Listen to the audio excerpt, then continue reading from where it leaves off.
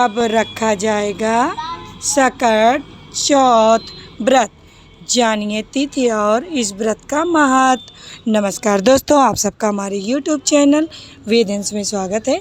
तो आइए जानते हैं, माघ में किस पक्ष की चतुर्थी को सकट चौथ के नाम से जाना जाता है। माघ माह में होने के कारण यह व्रत आमतौर पर जनवरी में पड़ता है। इसे तिल चौथ भी कहते हैं। इस दिन भगवान गणेश को तिल के लड्डू का भोग लगाए जाने की परंपरा है।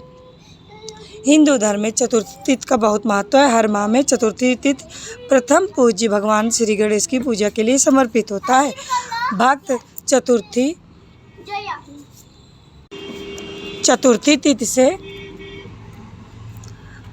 तिथि का व्रत रखकर विधि विधान से भगवान श्री गणेश की पूजा करते हैं। भगवान गणेश को विघ्नहर्ता कहा गया है और माना जाता है यह भक्तों की सभी परेशानियों को हर कर जीवन सुख और समृद्धि का वरदान देते हैं। माघ माह में कृष्ण पक्ष की चतुर्थी तिथि को सकट चौथ या सकट व्रत के नाम से भी जाना जाता है। माघ महीने में होने के कारण यह व्रत आमतौर पर जनवरी में पड़ता है।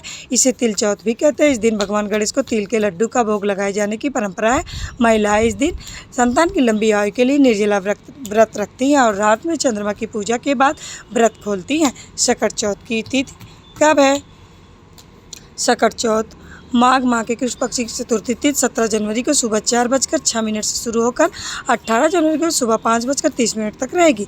सकट चौथ का व्रत 17 जनवरी दिन शुक्रवार को रखा जाएगा। इस दिन चंद्रोदय समय रात में 9:09 पर है। अमृत सर्वोत्तम मुहूर्त है सुबह 9:52 से 11:11 तक है।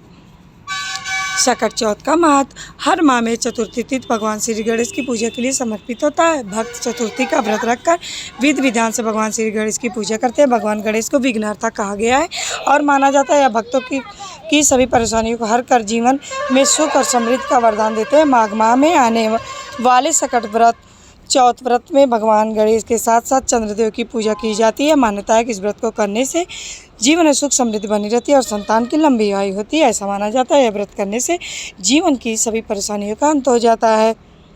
सकट चौथ व्रत पर भगवान गणेश को लगाएं इनका भोग। सकट चौथ व्रत के दिन विधि विधान से भगवान श्री गणेश की पूजा की जाती है और इन्हें बूंदी के लड्डू, गन्ना, शकरकंद, गुड़, तिल से बनी चीज़ों का भोग लगाया जाता है। सकट चौथ की कथा। एक बार माता पार्वती स्नान करने जाने से पहले अपने पुत्र गणेश जी को स्नान घर के बाहर खड़ा रहने का आदेश दिया और कहा, जब तक मैं स्नान कर खुद बाहर नहीं आ जाती किसी को भीतर आने की अनुमति मत देना। बाल गणेश माँ की बात मानकर पहरा देने लगे। उसी समय भगवान शिव आए, लेकिन भगवान गणेश ने उन्हें दरवाजे पर ही कुछ देर रुकने को कहा। इससे आहत भगवान शिव ने बाल गणेश पर त्रिशूल का वार कर दिया। तेज आवाज़ सुनकर जब माँ पार्वती आई तो देखा कि भगवान शिव ने उनके पुत्र गणेश की गर्दन काट दी है। वे इससे परेशान होकर रोने लगी और उन्होंने शिव जी से कहा कि गणेश जी के प्राण फिर से वापस कर दीजिए। शिव जी ने हाथी का सिर लाकर गणेश जी को लगा दिया। इस तरह से बाल गणेश भगवान को दूसरा जीवन मिल गया। इस घटना के कारण ही भगवान गणेश का सिर हाथी का हो गया। इसके बाद से सकट चौथ का व्रत शुरू हो गया और महिलाएं बच्चों की सलामती के लिए माघ माह के कृष्ण पक्ष की चतुर्थी को सकट चौथ का व्रत करने लगी। यह व्रत बच्चों पर आने वाले सभी संकटों को दूर करने वाला माना जाता है। सकट चौथ की दूसरी व्रत कथा। एक बार बाल गणेश जी बाल रूप में थोड़े से चावल और एक चम्मच में दूध लेकर पृथ्वी भ्रमण के लिए निकले। पृथ्वी पर वे सबसे कहते घूम रहे थे कि कोई मेरी खीर बना दो, लेकिन किसी ने उनकी बात पर ध्यान नहीं दिया। तभी एक बुढ़िया ने उनकी आवाज़ सुनी और उनकी खीर बनाने के लिए तैयार हो गए। बुढ़िया के मनाने पर गणेश जी ने घर का सबसे बड़ा बर्तन में खीर बनाने को कहा। गणेश जी की बाल लीला समझते हुए बुढ़िया ने घर का सबसे बड़ा भगोना चूल्हा पर चढ़ा दिया। गणेश जी ने जब वो मुट्ठी भर चावल और दूध भगोने में डाले तो भगोना पूरा भर गया। गणेश जी उस बुढ़िया से बोले कि अम्मा, जब खीर बन जाए तो मुझे आवाज़ दे देना। इसके बाद बुढ़िया के बेटे की बहू ने चुपके से एक कटोरी खीर छिपा कर रख ली। खीर तैयार होने के बाद बुढ़िया ने गणेश जी को आवाज़ लगाई। इसके बाद गणेश जी वहाँ पहुँचे और बोले कि मैंने तो खीर पहले ही खा ली। बुढ़िया ने पूछा कि तुम तो बाहर गए थे, तो तुमने कब खीर खाई? तो गणेश जी बोले, जब तुम्हारी बहू ने खाई, बुढ़िया को इस बात का पता चला तो उसने गणेश जी से इस पर माफ़ी मांगी। इसके बाद बुढ़िया ने गणेश जी से पूछा कि बाकी बची खीर का आप क्या करें। तो गणेश जी ने कहा, इसे नगर में बांट दो और जो बचे उसे अपने घर की ज़मीन में दबा दो। इतना कहकर गणेश जी वहाँ से चले गए। अगले दिन जब सोकर बुढ़िया उठी तो उसने देखा कि उसकी झोपड़ी महल में बदल गई और खीर के बर्तन सोने जवाहरातों से भरे हुए थे। भगवान गणेश की कृपा से गरीब बुढ़िया का घर धन दौलत से भर गया। सकट चौथ की तीसरी कथा। किसी नगर में एक कुम्हार रहता था। वह एक बार जब वह बर्तन बनाकर आवा लगाया तो आवा नहीं पका। हार कर वह राजा के पास जाकर प्रार्थना करने लगा कि आवा पक ही नहीं रहा है। राजा ने पंडित को बुलाकर कारण पूछा तो पंडित ने कहा कि हर बार आवा लगाते समय बच्चे की बलि देने से आवा पक जाएगा। राजा का आदेश हो गया। बलि आरंभ हुई। जिस परिवार की बारी होती वह परिवार अपने बच्चों में से एक बच्चा बलि के लिए भेज देता। इसी तरह कुछ दिनों बाद सकट के दिन एक बुढ़िया के लड़के की बारी आई। बुढ़िया के लिए वही जीवन का सहारा था, लेकिन राजाज्ञा के कारण किसी की नहीं चलती। दुखी बुढ़िया सोच रही थी कि मेरा तो एक ही बेटा है, वह अभी सकट के दिन मुझसे जुदा हो जाएगा। बुढ़िया ने लड़के को सकट की सुपारी और धूप का बीड़ा देकर कहा, भगवान का नाम लेकर आव में बैठ जाना, सकट माता तेरी रक्षा करेगी। बालक को आव में बैठा दिया गया और बुढ़िया सकट माता के सामने बैठकर पूजा करने लगी।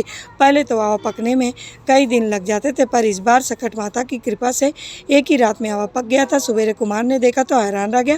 आवा पक गया था, बुढ़िया का बेटा भी सुरक्षित था और अन्य बालक भी जीवित हो गए थे। नगरवासियों ने सकट की महिमा स्वीकार की तथा लड़के को भी धन्य माना। तब से आज तक सकट की विधि विधान से पूजा की जाती है। सकट चौथ की चौथी कहानी। एक शहर में देवरानी जेठानी रहती थी। देवरानी गरीब थी और जेठानी अमीर थी।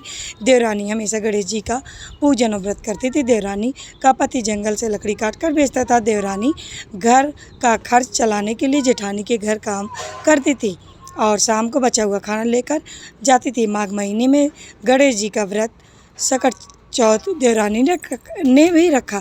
उसके पास पैसे नहीं थे, इसलिए उसने तिल व गुड़ लाकर तिलकुट्टा बनाया। पूजा करके तिल चौथ की कथा सुनी और जेठानी के यहाँ काम करने चली गई। सोचा शाम को चंद्र को अर्घ्य देकर जेठानी के यहाँ से लाया गया खाना तिलकुट्टा खाएगी। शाम को जब जेठानी के घर खाना बनाया तो उसके जेठानी का व्रत होने के कारण सभी ने खाना खाने से मना कर दिया। अब देवरानी ने जेठानी से बोला, आप मुझे खाना दे दो जिससे मैं घर जाऊं। इस पर जेठानी ने कहा कि आज तो किसी ने अभी तक खाना नहीं खाया, तुम्हें कैसे दे दूं? तुम सवेरे ही बचा हुआ खाना ले जाना। देवरानी उदासपन से घर चली आई। देवरानी के घर पर पति बच्चे सब आस लगाए बैठे थे। आज तो त्यौहार है, इसलिए कुछ पकवान आज खाने को मिलेगा। लेकिन जब बच्चों को पता चला कि आज तो रोटी भी नहीं मिलेगी तो बच्चे रोने लगे। उसका पति भी बहुत क्रोधित हो गया और कहने लगा कि दिन भर काम करने के बाद भी वह 2 रोटियां नहीं ला सकती। वह बेचारी गणेश जी को याद करती हुई रोते रोते पानी पीकर सो गई। उस दिन सकट माता बुढ़िया माता का रूप धरकर देवरानी के सपने में आई और कहने लगी, सो रही है या जाग रही है? वह बोली, कुछ सो रहे हैं, कुछ जाग रहे हैं। बुढ़िया बोली, भूख लगी है, खाने के लिए कुछ दे। देवरानी बोली, मैं क्या दूँ, मेरे घर में तो अन्न का एक दाना भी नहीं है। जेठानी बचा कुचा खाना देती थी, आज वो भी नहीं मिला। पूजा का बचा हुआ तिलकुट्टा छीके में पड़ा है, वही खा लो। सकट माता ने तिलकुट खाया और उसके बाद कहने लगी, निमटाई लगी है। कहा, निमटे? उसने कहा, यह खाली झोपड़ी है, आप कहीं भी जा सकती हो, जहाँ इच्छा हो वहाँ निपट लो।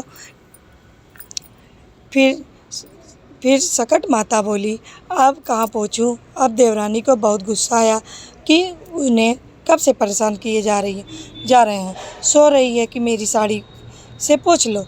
देवरानी जब सुबह उठी तो यह देखकर हैरान रह गई कि पूरा घर हीरो और मोतियों से जगमगा उठा। उस दिन देवरानी जेठानी के घर काम करने नहीं गई। जेठानी ने कुछ देर तो राह देखी, फिर बच्चों को देवरानी को बुलाने भेजा। जेठानी ने सोचा कल खाना नहीं दिया था, इसलिए शायद देवरानी बुरा मान गई होगी।